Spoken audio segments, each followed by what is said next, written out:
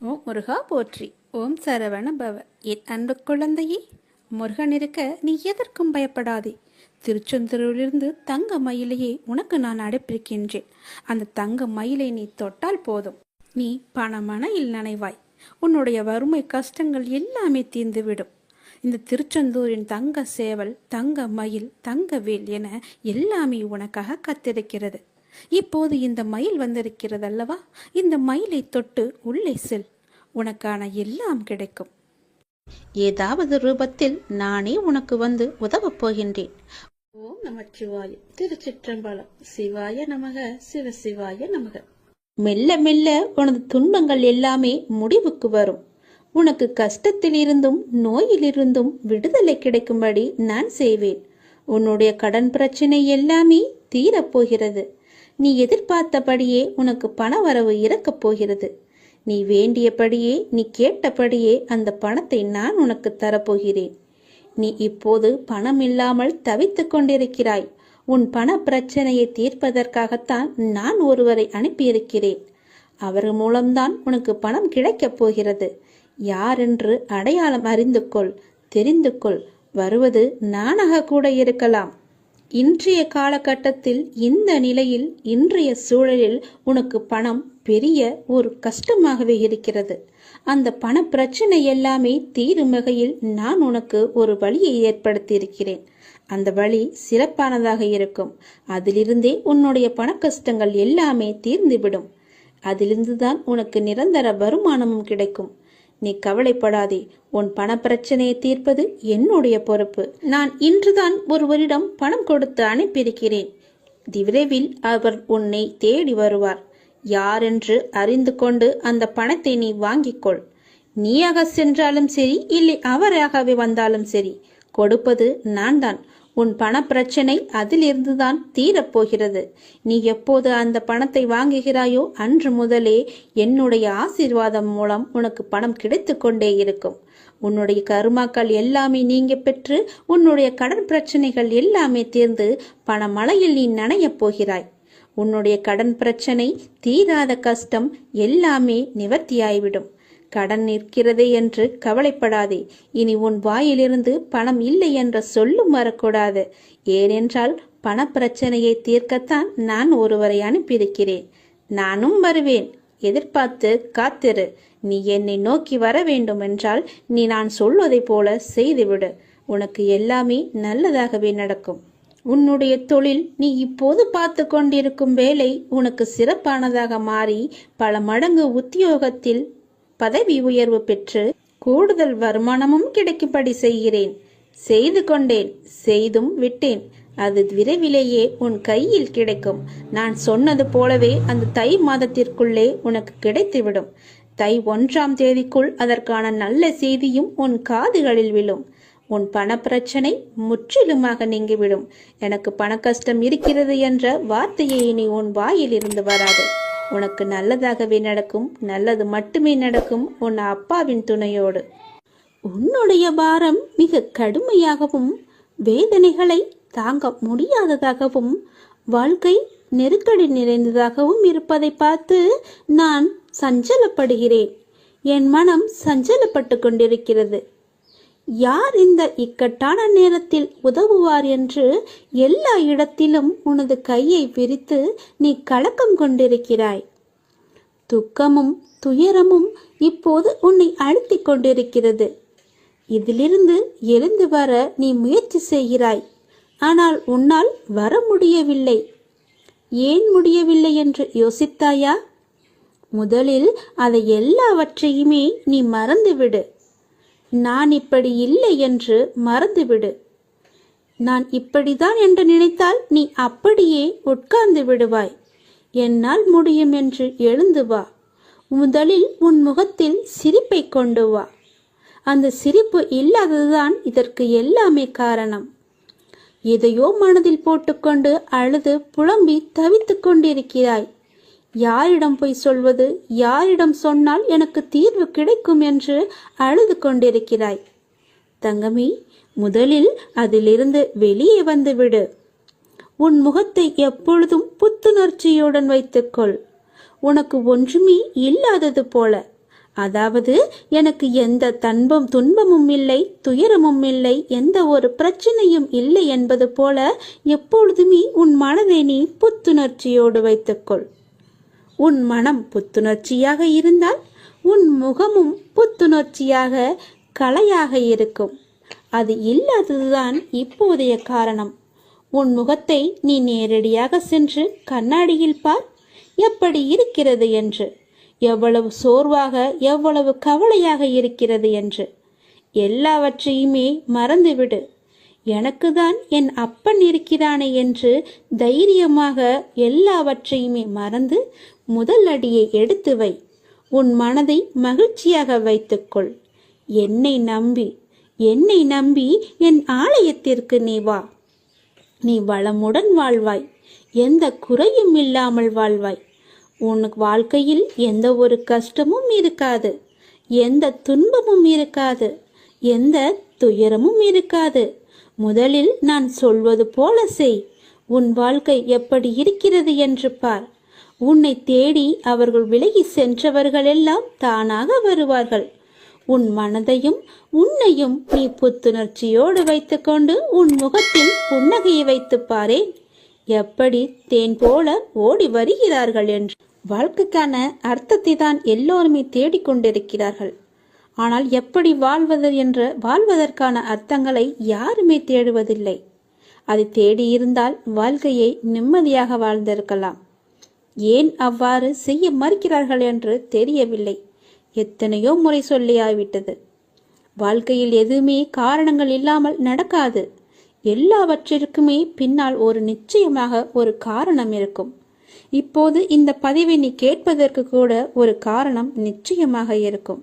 அது அந்த இறைவனுக்கு மட்டும்தான் தெரியும் என்று நீ நினைக்க வேண்டும், நம்ப வேண்டும். உன்னுடைய வாழ்க்கையின் பாதையின் அழகை சொல்ல உனக்கு வார்த்தைகளே இருக்காது. உன்னுடைய வார்த்தைகளை நீயே தேடிக்கொண்டிருப்பாய். அவ்வளவு அழகானதாக உன் வாழ்க்கை மாறப்போகிறது. வாழ்வில் நம்பிக்கை, நிதானம், பொறுமை, சகிப்புத்தன்மை, அறநெறியில் வாழுதல், பிறரிடம் புறம் பேசாமல் இருத்தல், இதை நீ கடைப்பிடித்தாலே உன்னுடைய பாதை சுகமான பயணமாக உன் வாழ்க்கை அமையும். உன் பாதையும் நன்றாகவே இருக்கும். எந்த ஒரு கரடும் முரடும் இல்லாமல் நன்றாகவே இருக்கும். நீ உன் அப்பாவை அழைக்கும் தருவாயில் உன் சத்தம் என்னுடைய மனதிற்குள் இருந்து உனக்கு ஆரம்பிக்கும். கேட்கும் முன்னரே உன் முன் நான் இருப்பேன். ஏனென்றால் என் இதயத்தில் தான் உன்னை சுமந்து கொண்டிருக்கிறேன். இது அப்பாவின் வாக்கு. நீ உன் வாழ்க்கையில் முன்னோக்கி மகிழ்ச்சியாக செல்லும் காலம் வந்து விட்டது. நம்பிக்கையோடு நான் கூறும் வார்த்தைகளை எல்லாமே பின்பற்று. நீ எதையெல்லாம் இழந்தாயோ அதைவிட அதிகமாகவே உன்னை வந்து சேரும். நான் நிச்சயமாகவே நான் சேரும்படி செய்வேன். இது மிகவும் அவசரமான செய்தி, நீ சந்தோஷமான செய்தி. இதை நீ புறக்கணித்து விடாதே. இதற்கும் ஒரு காரணம் இருக்கிறது. சந்தோஷ செய்தி என்கிறீர்களே, அப்படி என்ன சந்தோஷமான செய்தி என்றுதானே நீ கேட்கிறாய்? நீ கேட்டதை, நீ நினைத்ததை நான் தரப்போகிறேன். விரைவாகவே அது உன்னிடம் கிடைக்கும்படி நான் செய்ய போகிறேன். நீ கேட்டது எல்லாமே உனக்கு கிடைக்கும். என்னிடம் வெகு நாட்களாக கேட்டுக்கொண்டிருந்தாய். புத்தாண்டு அன்று என் ஆலயத்திற்கு வந்து என்னிடம் ஒன்று கேட்டாய். அது உனக்கு ஞாபகம் இருக்கிறதா என்று பார். அதைதான் நான் உனக்கு இப்போது தரப்போகிறேன். அதற்கான காலம் கனிந்து விட்டது. காய் கனியாகி பழம் பழுக்கும் நேரம் வந்து விட்டது. அதனால் இப்போது நான் உனக்கு இந்த நல்ல செய்தியை சொல்வதற்காகத்தான் நான் வந்திருக்கிறேன். விரைவாகவே நான் அதை கொடுத்து விடுவேன். வெகு நாட்களெல்லாம் காத்திருக்க வேண்டாம். இன்னும் 2-3 நாட்களிலே அது உனக்கு கிடைக்கும். நல்ல செய்தியை கேட்பாய். நீ வாழ்வோம் வளமுடன். நல்ல வழி பிறக்கும் உங்களுக்கு. சீக்கிரமாகவே உனக்கு நல்ல வழி பிறக்கும். என்னை நீ முழுவதுமாக நம்பு. நீ வருவாய் என்று உனக்காக நான் காத்து கொண்டிருக்கிறேன். விரைவில் ஒரு முடிவுக்கு வரப்போகிறது. எது என்று கேட்கிறாயா? உனது துயரங்கள் எல்லாமே விரைவிலேயே ஒரு முடிவுக்கு வரப்போகிறது. நீ தேவையில்லாமல் உன்னுடைய கண்களை நீ கலங்க வைக்காதே. மகிழ்ச்சியாகவே இரு. எப்போதும் உன்னை நீ மகிழ்ச்சியாகவே வைத்துக்கொள். நான் இருக்கும்போது எதற்காக நீ கலங்க வேண்டும்? என்னை மீறி எதுவும் நடக்கப் போவது இல்லை என்று உனக்கு நன்றாகவே தெரியும். எல்லாவற்றையுமே ஆற்றி வைப்பது நான் தான் என்று தெரியும். அப்படி இருந்தும் வீணான மனக்கவலை உனக்குள்ளே எதற்கு? உன்னை நான் தேர்ந்தெடுத்து நான் வசிக்கும் இடத்திற்கு நான் உன்னை வரவழைத்தேன். ஞாபகம் இருக்கிறதா? எப்படிப்பட்ட சூழ்நிலையில் என்னை வந்து சந்தித்தாய் என்று உனக்கு ஞாபகம் இருக்கிறதா? அதனால் நீ கலங்காதே. என்னுடைய வாக்கு என்றுமே பொய்யாகாது என்பதை நீ நம்ப வேண்டும். எந்த சூழ்நிலையிலும் உன்னை நான் கைவிட மாட்டேன் என்று நீ நம்ப வேண்டும். நம்பிக்கையோடு நீ எப்பொழுதுமே இரு. என் அப்பான் என்னை பார்த்துக் கொள்வார் என்ற நம்பிக்கையோடு இரு. என்னை மீறி எதுவுமே நடக்காது. உனக்கு என்ன வேண்டும் என்று என்னிடம் கேள். உனக்கு வேண்டியது எல்லாவற்றையுமே நானே தருகிறேன். அப்படி இல்லை என்றால் நீயே வேண்டியதை எடுத்துக்கொள். எனது கஜானா வாயிற்கதவு உனக்காகத்தான் திறந்து வைத்திருக்கிறேன். அதில் உனக்கானது நிறையவே இருக்கிறது. அதில் உனக்கு என்ன வேண்டும் என்று நீயே தேடி எடுத்துக்கொள். எது உன்னிடத்தில் சேர வேண்டுமோ அது உன்னிடத்தில் தானாகவே வந்து சேர்ந்துவிடும். அதனால் இது வருமா, கிடைக்குமா, எப்பொழுது கிடைக்கும் என்று நீ ஏங்கி உன்னை நீயே வருத்தி கொள்ளாதே. நிச்சயமாகவே அது உன் கைக்கு கிடைக்கும். நீ அறிந்ததை கொண்டு நீ கடவுளை வழிபடு. உனது உள்ளத்தில் இருந்து நீ வழிபடு. வழிபாட்டிற்கு எந்த ஒரு விதிமுறையுமே இல்லை. உன் தாயை எவ்வாறு உனது சேவைக்கு அழைப்பாயோ அதே அன்பும் இயல்புமே போதுமானது கடவுளை வழிபடுவதற்கு. கடவுளுக்கு என்று தனி ஒரு ரகத்தை நீ தேடாதே. இயல்பாகவே அப்பா என்று என்னை கூப்பிடு. உன் அப்பாவிடத்தில் நீ எவ்வளவு உரிமையாக இருப்பையோ அது போலவே நீ என்னிடத்திலும் உரிமையாக இருக்கலாம். ஏனென்றால் நீ என் பெற்றெடுத்த பிள்ளை. நீ என் பிள்ளை நன்றாக இருக்க வேண்டும். என் பிள்ளை என்னிடத்தில் சகஜமாக பழக வேண்டும் என்றுதான் நான் ஆசைப்படுகிறேன். என்னுடைய ஆசையை நீ நிராசையாக்கி விடாதே. என்னிடத்தில் எல்லா உரிமைகளுமே உனக்கு உண்டு. நீ என் பிள்ளை, நான் உன் அப்பா. என் அன்பு குழந்தையே, எல்லோருடைய வாழ்விலும் மாற்றங்கள் வருகின்றன. சிலருக்கு கொஞ்சம் தாமதமாய் இருக்கலாம். இப்போது உன் வாழ்விலும் நீ எதிர்பார்த்த மாற்றம் வரப்போகிறது. உன்னுடைய பல வேண்டுதலில் உன்னுடைய முதன்மையான வேண்டுதல் விரைவில் நடக்கப் போகிறது. அதற்கு நீ செய்ய வேண்டியது எல்லாம் அந்த விஷயத்தை குறித்து நேர்மறை எண்ணங்களை மனதில் எழுப்ப வேண்டும். அது நடக்கும் என்று நீ நம்ப வேண்டும். உனக்கு அந்த வேண்டிய ஒன்று நிச்சயமாகவே கைகளில் கிடைக்கும். கோவிலில் சாமி முன் இந்த முறைப்படி நீ பிரார்த்தனை செய்து வந்தால் நிச்சயம் நீ நினைத்தது நடக்கும். நமக்கு எப்பொழுது எந்த பிரச்சனை எந்த ரூபத்தில் வந்தாலும் நாம் அந்த பிரச்சனைகளை முடிக்கவும் அதிலிருந்து முழுமையாக விடுபட்டு வெளியே வருவதற்கும் நாம் செய்யும் முதல் காரியம் தெய்வத்திடம் சரணடைந்து பிரார்த்தனை செய்து நம் குறைகளை கூறி வேண்டிய வரங்களை பெற்றுக்கொள்வோம்.